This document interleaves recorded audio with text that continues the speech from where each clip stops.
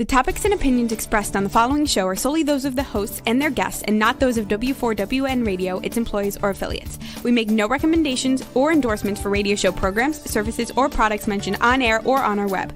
No liability, explicit or implied, shall be extended to W4WN Radio, its employees, or affiliates.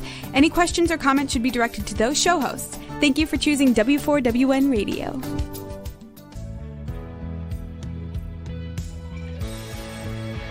Welcome to Success Secrets Exposed with Sally A. Curtis, where we share stories of challenge, success, and inspiration along with practical tips and strategies to move you forward to your success.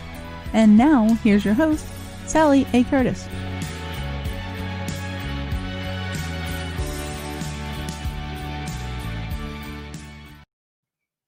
Good morning, good evening, and good day, and welcome to the show today. It's going to be a high energy, action-packed, fun show for you. We're going to be talking all things networking and collaboration, and particularly as it relates to business growth. And I'm super excited to share our guest with you today, which will be Demetrius. So for those that don't know me and haven't been to the show before, let me give you a little bit of my background just very, very quickly. I'm a marketing strategist specifically for coaches, consultants, and speakers. What we do is repurpose content and help that work with LinkedIn strategies. So my whole role is to help you amplify your voice, your message, and your impact. Now, our guest today, Dim, is affectionately called just that, Dim. And for those that know him very, very well, you'll often hear the call cry, "Hey, Dim, I need some Dim magic." So I'm going to give you the opportunity to share in some of that Dim magic today, and which you'll soon discover. Now, Dim, I only met about 4 months ago, and in the last 2 months, we've been collaborating on a project that we're excited to be launching here in the Adelaide marketplace very, very soon. Now, Dim has a background in tech, as well as innovation and growth. He absolutely understands the power of simple systems, and he's also revenue focused. What I love most is he has the ability to see with total clarity the roadmap or the way forward. And this makes it very, very easy to follow his strategic lead and to follow along as he creates the magic. As you'll get to experience very soon, he's very warm, generous, and insightful. And that magic that he's going to share with you now is contagious. So please help me welcome Dim to Success Secrets Exposed. Hey everyone. Oh wow. I'm almost tearing up. That was a great introduction. Thank you. Well, it's been an absolute great experience. It feels like we've been working and playing alongside each other for almost a lifetime, but it has only been so short. And for those that know me very, very well, Dim is a connection that I didn't meet on LinkedIn. It was actually through a combined connection. So we've got along and off to a fast start, which is something that always excites me, as it does Dim. So very much kindred spirits. So let me ask you a little bit, if you can give us a little bit of your backstory. Who's Dim and where have you come from and where are you about to head? So it's a very good question. The song that I currently sing is one of 3 chapters. So chapter 1 is I thought I was going to be in IT forever. I thought that, I would have been a software engineer, network administration, be in a server closet, but 6'3" European and confined spaces don't really work for me.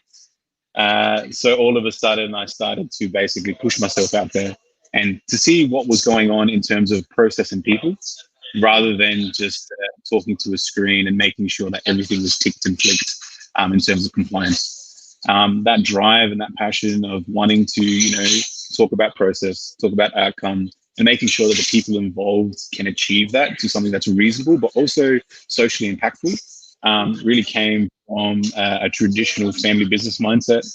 So, my grandfather came to Australia, the old traditional European story, one shoe, one briefcase, became a truck driver, and went from one truck to a fleet of, I think it was like 70. So for all the guys that are in Australia, we were up against TNT, Toll. We're talking your big logistical companies at a national level.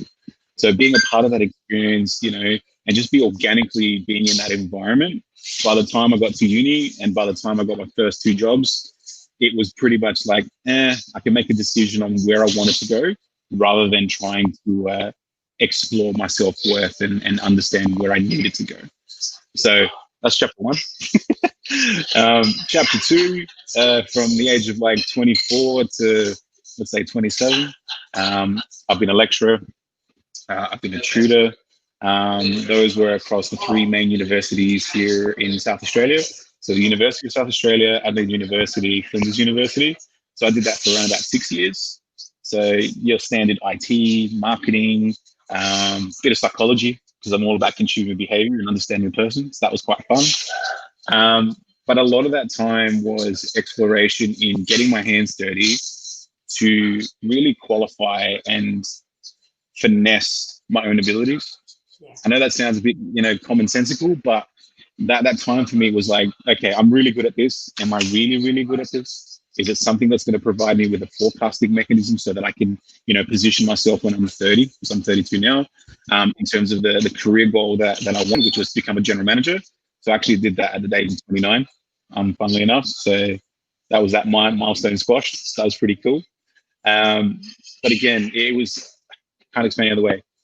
Getting my hands dirty, understanding the problem, providing the solution, looking at all the opportunities has allowed me to be a general manager, a commercial manager in a mining company, which was my last job, which was pretty cool as well. Didn't think that would come to the table. I've been a operations manager for a nightclub. That was, I've got plenty of stories about that, but that was a bit of experience too. But, the heart and soul of everything that I've done in terms of my career has always been people and how that can be elevated in terms of systemized technologies so that, whether it's the receptionist at the desk or the director who's sitting in, his or her office away from everyone else, there's always a sense of connection between the big vision that is set by the company all the way down to that precognitive understanding of, I am here because it will provide a social impact. I am here because it will provide a business outcome and goal. So, yeah. Beautiful. And I think you've tapped into something really key there is that self-understanding. And by having that self-understanding of yourself, that's enabled you to actually understand people, which is where the psychology stuff comes in. I see that really come out very, very strongly in you as well. I appreciate that. Yeah, excellent. So I know by nature you're actually naturally very collaborative, but I know when we first met and now knowing you further and knowing the questions that you ask, there's also that element of curiosity, but also caution. So you have a particular way of sorting people, or can you provide some tips on what I know you do instinctively of how you sort people when you first meet them?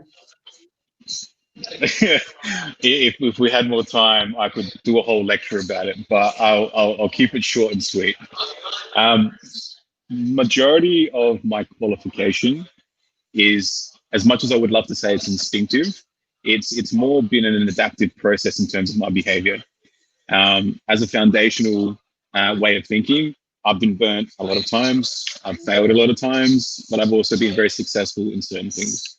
And as a result of that, I've come to understand the type of people that I want to surround myself with. Yeah. So that's the first step. Understanding who you want to surround yourself with so that, and I'm going to quote my grandfather or my late grandfather, is if you surround yourself with idiots, you're perceived as an idiot. If you surround yourself with good people, then there's a greater potentiality of good things happening.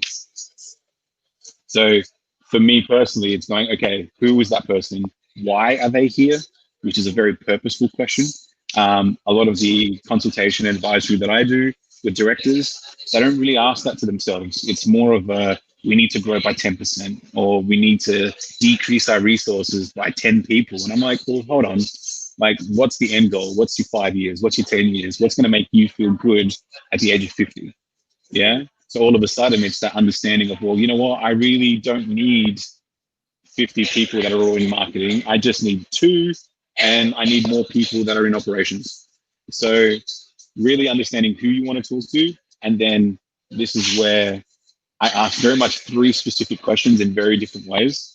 Is and I know I did this to you when I first met you, but the 3 main questions that I ask people is, what's your superpower?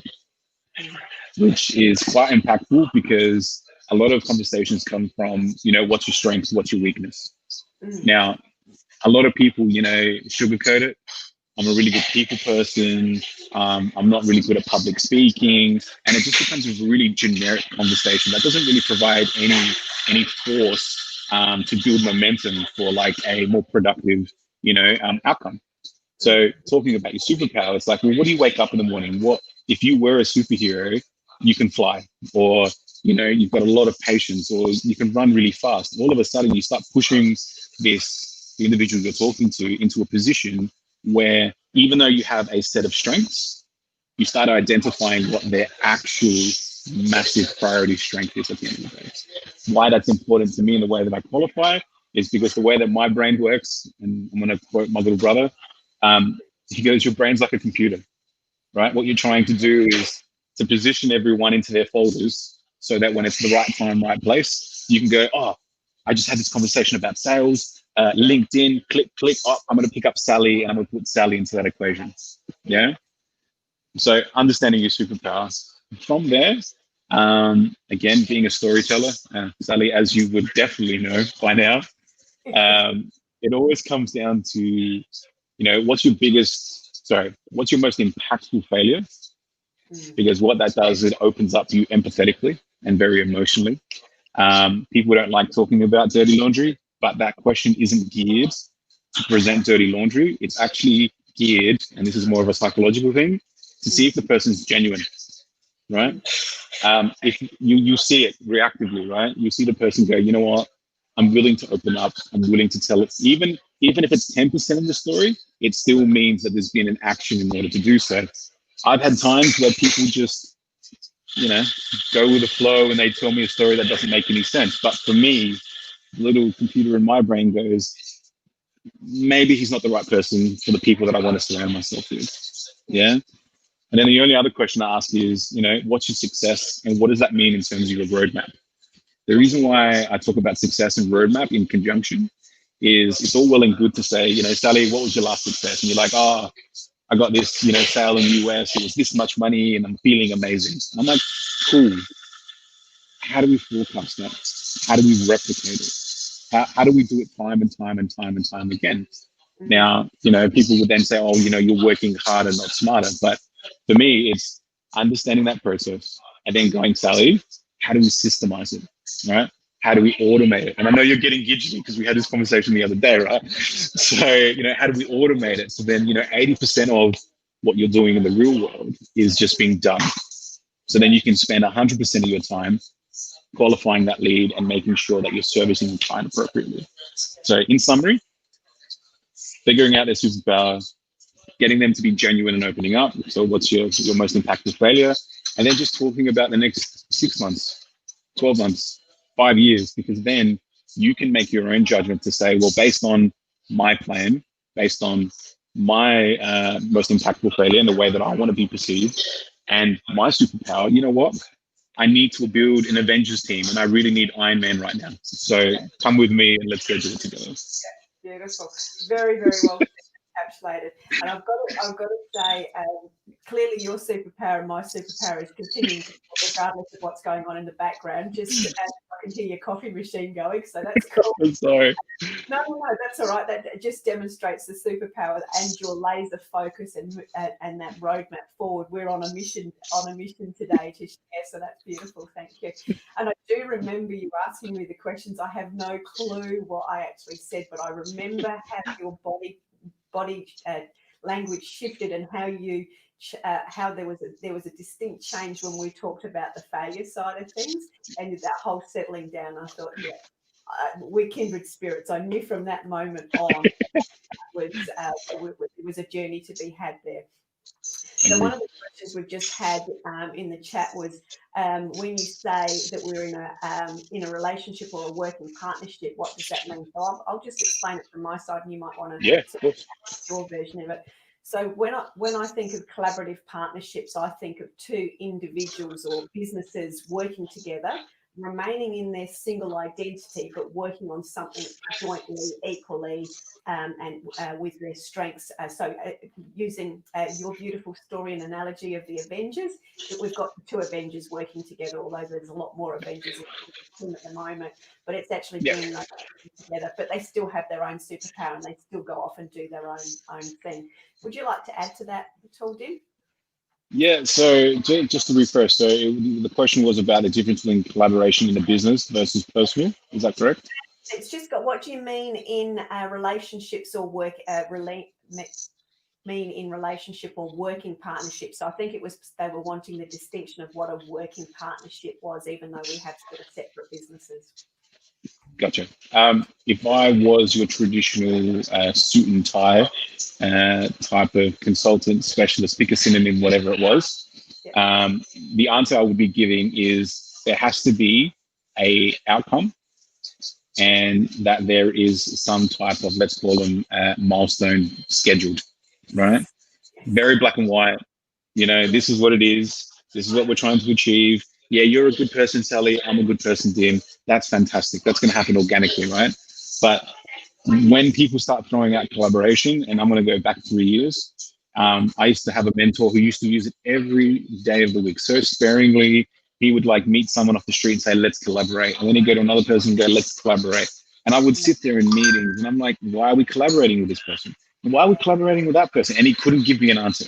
Yeah. So when we talk about, you know, building that collaboration and meaning it, and I'm going to use it, I know I said I wouldn't, but never overpromise and underdeliver, ever. Yeah. Right?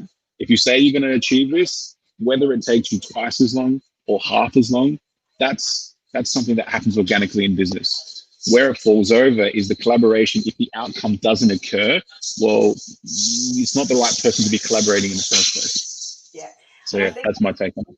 Yeah, beautiful. It just highlighted something there for me when I get asked about, how do I create a profitable collaborative partnership? And it's so key to have an outcome, but it's so key to over-communicate to make sure that we're all keeping the outcomes front of that we all know that who's doing what when. So we'll perhaps come back round to that because I think that's important. So I know we're going to talk, and I'm going to tease a little bit of this, and I want to get into the conversation around how you've had 200 conversations and had through those 200 conversations 74 yeses or outcomes. So we'll talk a little bit more on that shortly. But what are your tips as it relates to showing up correctly online?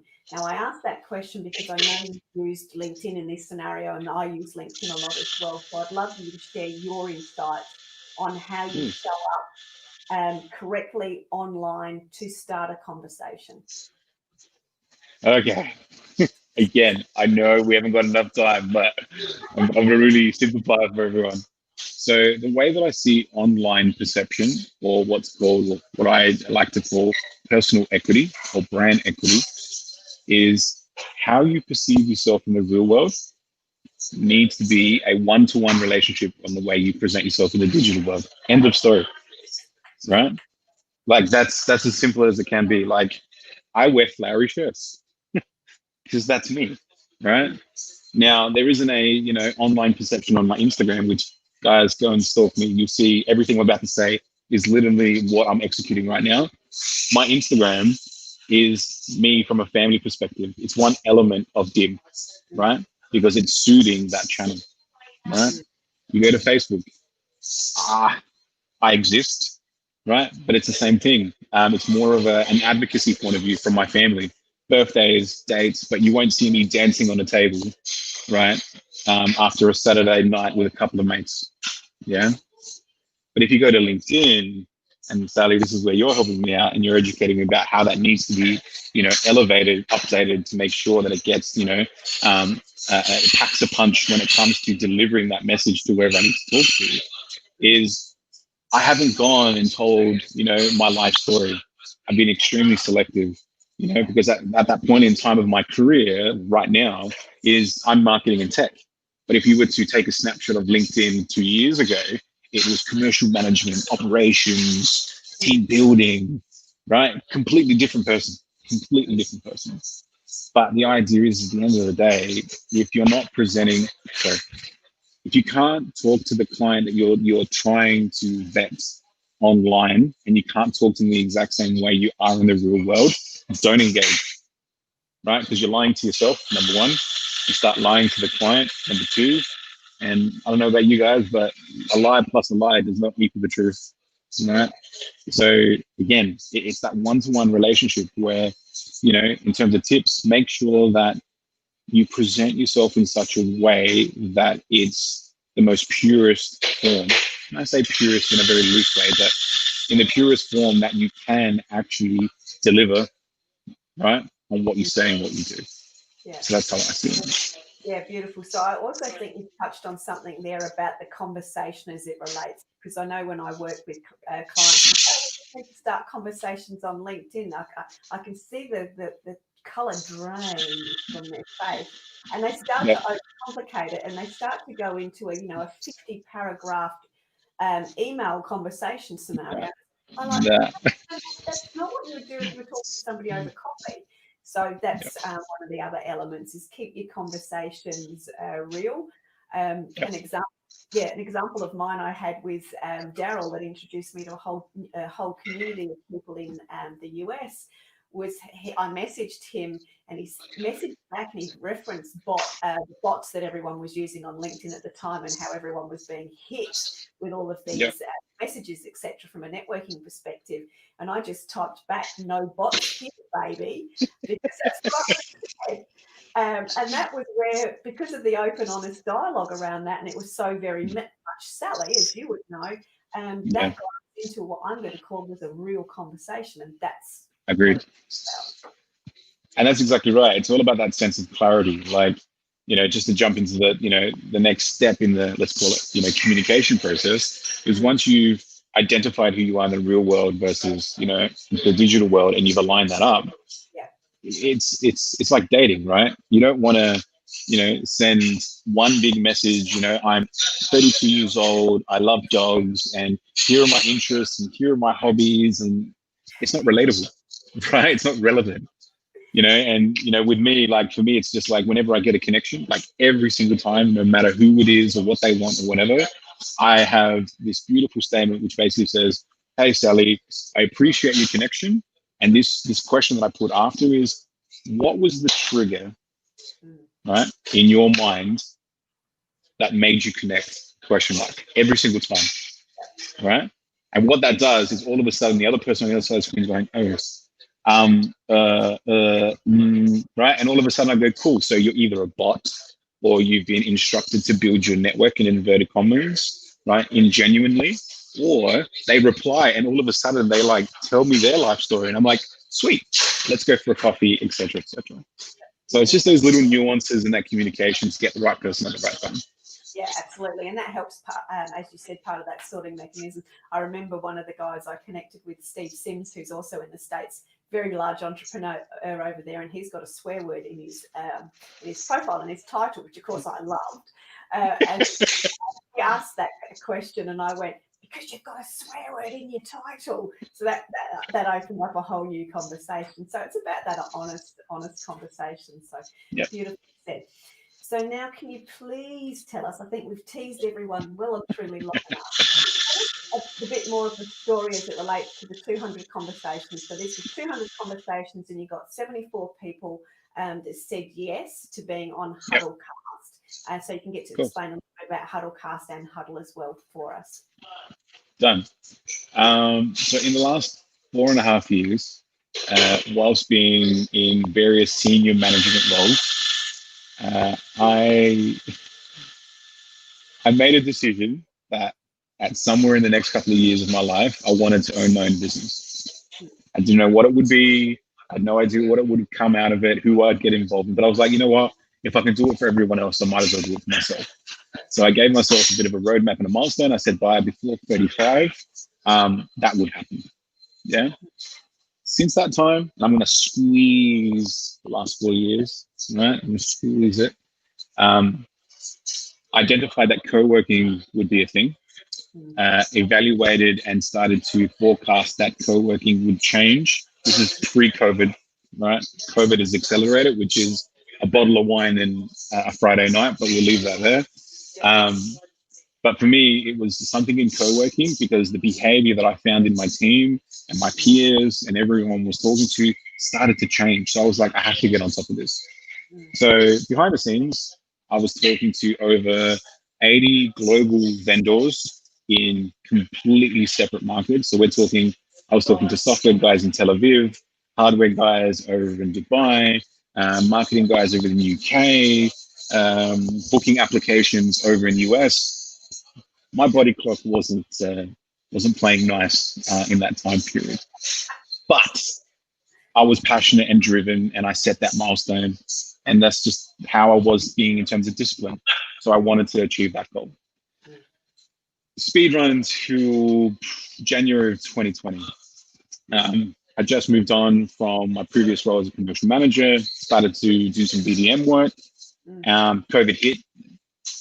Everyone kind of threw their hands up in the air and waved it just like they didn't care and said, co-working is a thing, remote work is a thing. And I was like, awesome, right? Everything's accelerated. Everything's mainstream now. If I don't take this leap of faith within this brand new demand, then someone else is going to come in and maybe not provide the exact same product that I have, but will basically, let's call it half bake what needed to happen. Yeah. So again, took a leap of faith and I said, boys and girls. So I went back to my directors and said, thank you very much for the opportunity. I'm going to go do my hustling and sort out that.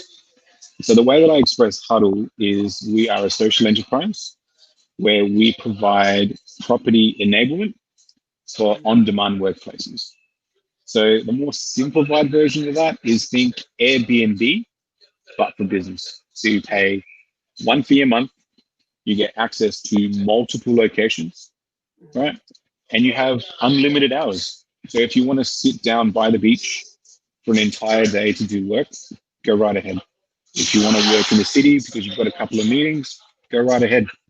Traditional workspaces or traditional co-working spaces right now, and I had the worst memberships in the last couple of years. I was spending like $1,000 a month, but I had card A, card B, card C, card D. And that's not to say that I wasn't spending money on car parks and spending money on meeting rooms. And it just got really overbearing extremely fast. So all of a sudden I was like, cool, I have the technology. I've got my vendors. Everything's in play. What do I do? So I played to, yeah, right? So I played to my strengths, right? And I started to be my own BDM. Now, this was literally like this thought was 2 days before COVID, right? Like when the outbreak happened and the world decided to like implode. So I am not a person, and I know you know this, Sally, I can be very strategic long-term, but I can be very fluid short-term, right? And I think it was the 4-day period where, you know, everything was breaking out. Everyone was trying to figure out how the world was going to, you know, be. I literally was just a sponge. I rang everyone that I knew in my networks. I rang all my mentors from even like 7 years ago. I connected with all these people, just giving them phone calls. What are you feeling? How do you do it? Why is this? Why is that? What are you going to think is happening in 6 months? I just kept going, right? I think it was by the end of that week, I had so much information from a inner circle perspective versus what was happening in the world that for the next 2 months, I was in R&D. Like purely, I wasn't making any money. I was just like, okay, I've got this information. I've got that information. What is Huddle going to mean in a during COVID, but also in a post-COVID way? So we're now in probably July, right? The world is still blowing up, everything's happening. People don't really understand, but everyone is kind of like coming into an introductory phase of it being normal. So they're not fearful anymore, but it's COVID is here to stay. What do we do? And I said, you know what? I'm going to go and grab all this R&D and test it inside of the Adelaide market. So the pattern is, guys, if you don't put in the work, nothing happens, right? So what I did, thank you. So what I did is during that time, instead of chasing work or curating work, is I actually took on a volunteer role and mentoring at UniSA. Okay, it was twofold. It's always been my goal because I'm currently mentoring at Adelaide University, Business SA. UniSA was like the last piece of the puzzle for me, so I could get the trifecta. But I got headhunted, invited, and off I went. But from a strategic Huddle perspective, it was like, I need to figure out who these 200 mentors are because, funnily enough, they're the perfect client for Huddle in terms of membership. So I started. I made my script. I stalked everyone. I think I spent 3 hours a day, 4 hours a day, like curating LinkedIn's, Facebook's, Instagram's, people of people, first degree separation.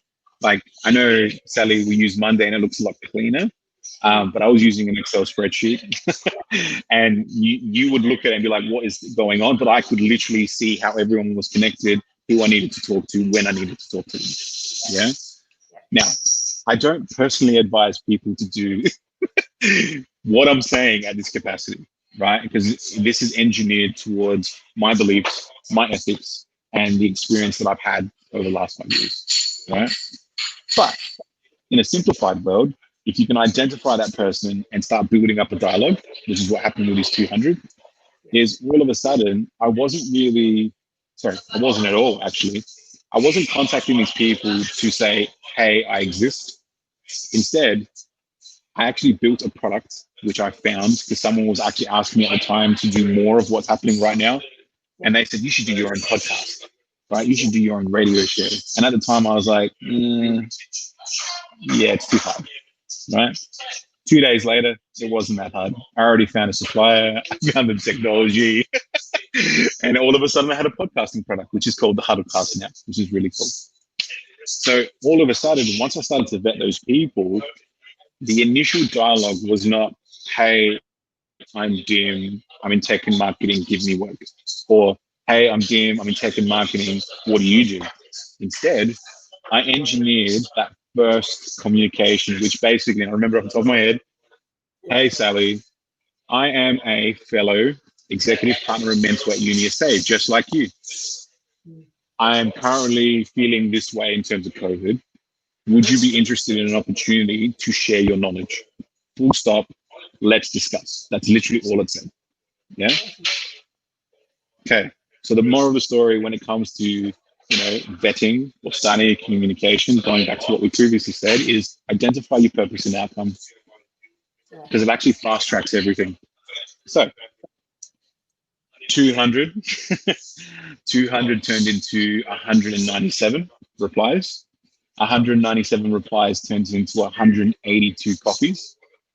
182 coffees. Yeah, so I met them all face to face. 182 coffees turned into, I think it was around about 300 Zoom meetings. So on loop. So I was following up everyone. Out of those 300 Zoom meetings, that turned into, I think it was about 110. I could bring up my spreadsheet, but I think it was about 110 soft commitments. So in other words, what's a Huddlecast? What does it involve? Can you show me? Can you show me an example, etc., etc.? So 110 of those, and then from the 110, it turned into 70 yeses. During COVID, during a global pandemic, and a massive change in business behavior. Now, there's one mentor out of the 70 who asked me, why in God's name would I even do any of this? Because at the end of the day, Huddle is launching in February, right? the way of the future is sharing knowledge through different channels, which means content creation is now king, and it's always been king, but now it's mainstream king. Yes. Right? And going back to the way that you introduced me, I'm all about the narrative, right? So why wouldn't I play to my strengths in amongst other specialists?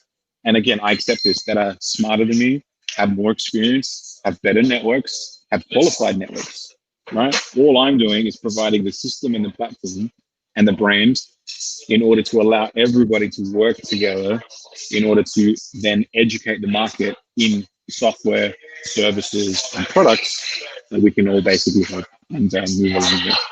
Yeah. So it's an extremely long-term strategy, Sally, like extremely. Like I look back and I'm like, damn, you were crazy. But now, I've got all these connections, I've been introduced to you, the conversations are free flowing, and all of a sudden it's now gotten to an organic reach because now, 2021, 2020 is dead. What are we doing, Tim? What are you doing, Tim? I've got John Smith who wants to be a part of the Huddle class. Can we introduce him? And I'm like, yes, but I've already got a year's worth of content. How about we start mapping out for, 2022? So again, putting in that hard work, talking to the right person after being vetted and asking the right thing at the right time is key, right? And again, going back to dating, right? You don't just walk in and say, hey, let's get married, right? Do you want to go to the movies? Do you like horror movies? Oh, you don't? Okay, let's talk about that. So, it's all about communication and being clear and confident in what you need versus what you want. Yeah, beautiful. And I think there too, because I know I've talked to you quite a lot about the soapbox and oh my God, so many people just do marketing. And it's like, for God's sake, it's got to do some business development. And I know you've had me on my soapbox, and my community are yet again rolling their eyes going, oh my God, she's going to do it. Yeah. And that was part of my reason for having you on, because you've actually got into action in a time where most people had stopped. The action was intense for a short space of time, but the opportunity and the consistency of that action created the opportunity you've got today. So 200 people in a short space of time to get 70 people that said yes, and as you've just said, 12 months worth of content. It's like you don't have to do. It's not that hard. It's actually the actual process is not that hard.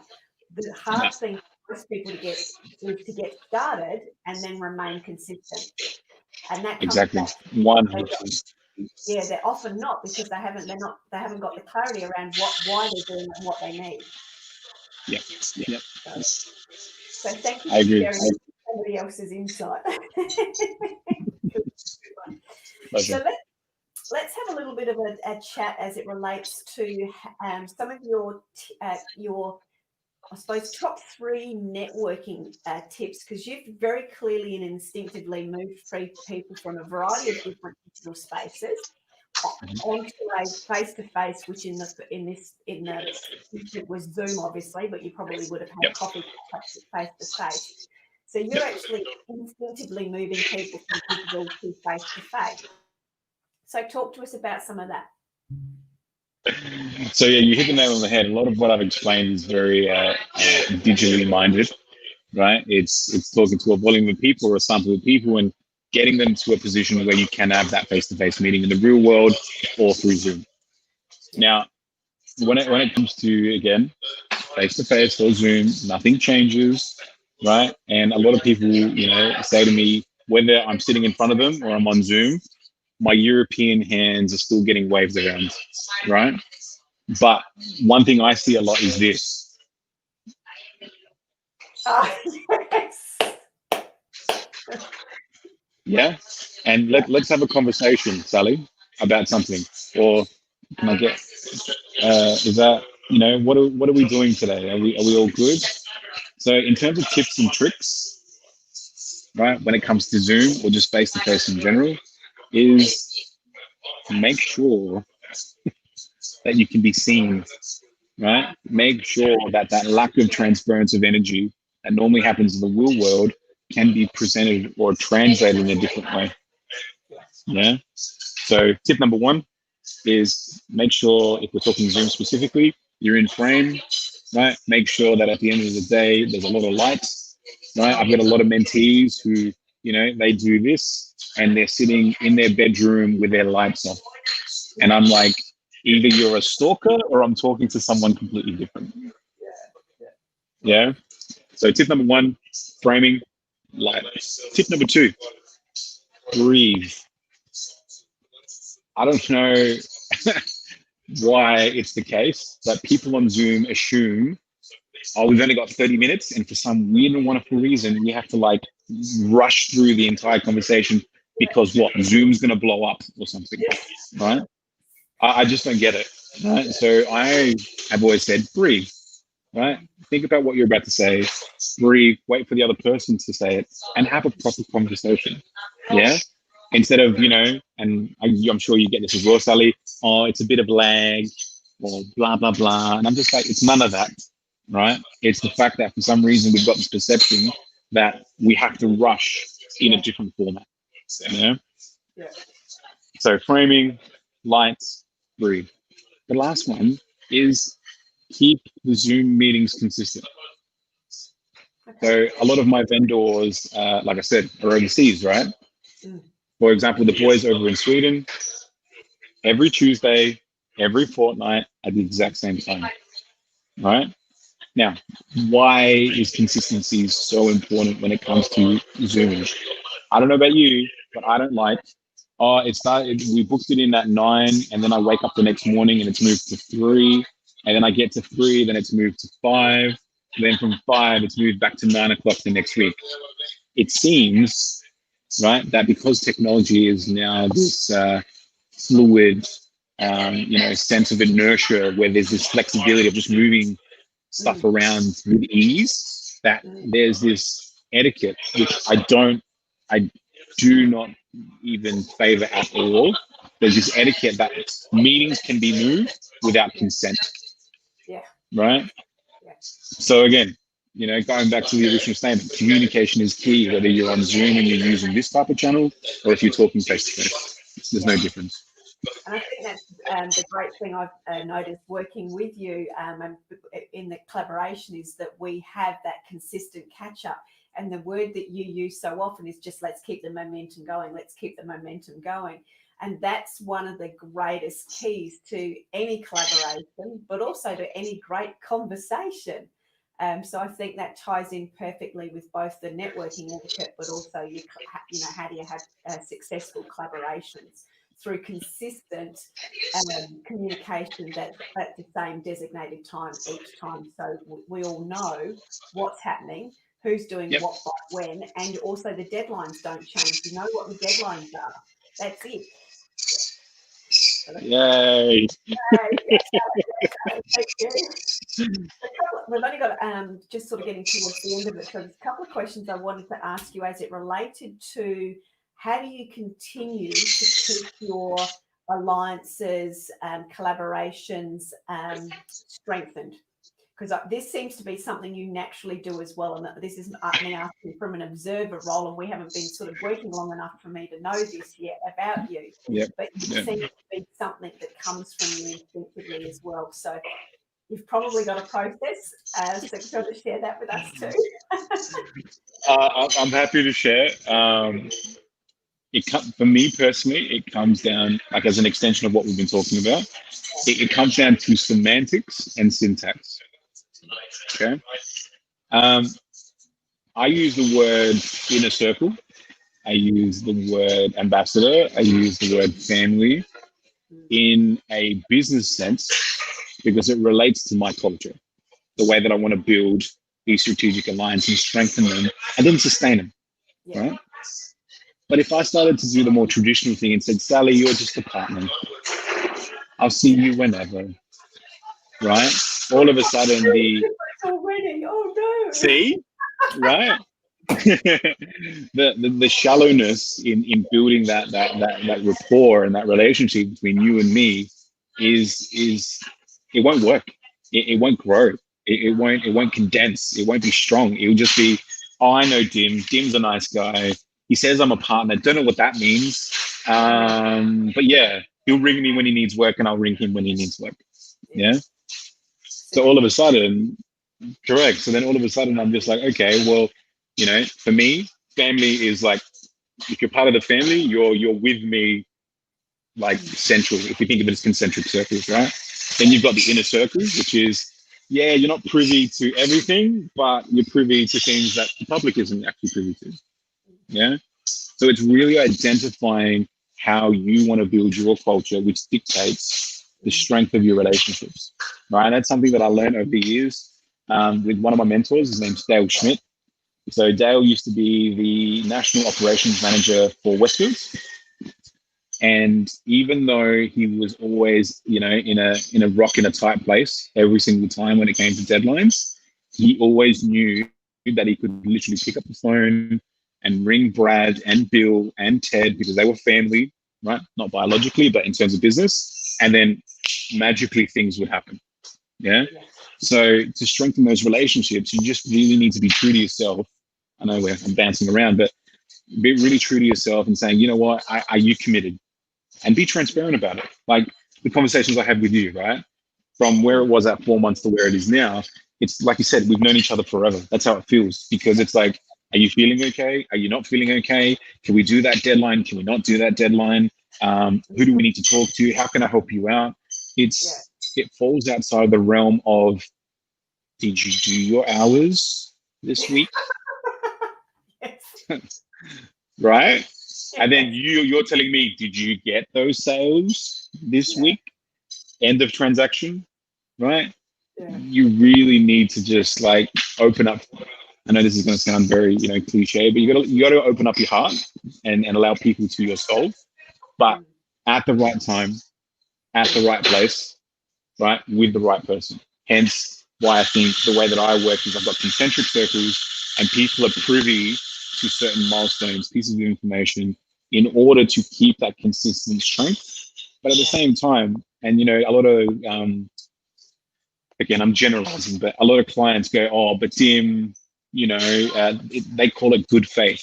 And I said, good faith means jump off the cliff and I'll jump off with you, and then you don't jump, right? It's a single transaction. It's set in real time. I'm not talking about that. I'm talking about, 10 years from now, Sally, we're still doing work, but every Friday for the last 10 years, we're all sat down together and we're having dinner. It's that type of, story-driven culture that needs to be established. Yeah, excellent. And that's a little bit different from me, which will just as a bit of a wrap up. I've got what I would call key connections that have been part of the inner circle at different times. They've been key mentors. They've moved in slightly different direction. We might not we still sort of see each other, but we don't actually see each other. We don't actually sit down with each other regularly. But if they ring me and say, hey, Sally, I need X, Y, Z, or I ring them and go, hey, can you help me out with that? We're there for each other straight away, just like we would have been as though we had dinner yesterday. And that's through the similar scenarios of having great relationships, great conversations and great collaborations over time that you can go back to, because you sort of cycle in and out of different people that you need at different times that need you, and vice versa, depending on what center we're on. 100%. Excellent. Any closing words from you in the last minutes that you'd like to share, or you've got anything else to wrap up? I will use the same 3 sentences that I use to everyone. In business, you need to be yourself. You need to surround yourself with good people, and ensure that you deliver on your promises. That's it. Perfect. Thank you very, very much. Perfectly said. No. It's been an absolute pleasure sharing some of the Dim magic today, and there will be more to come. So thank you very, very much for joining us, and I look forward to sharing you more soon. Thank you so much. Done. Thanks. Look, we look forward to seeing you very much and chatting with you again next week. See you soon. Bye. Bye. That's it for this week's episode. Thank you so much for joining us. I trust you got some inspirational tips to move you forward. See you next Thursday at 7 p.m. Eastern for more Success Secrets Exposed.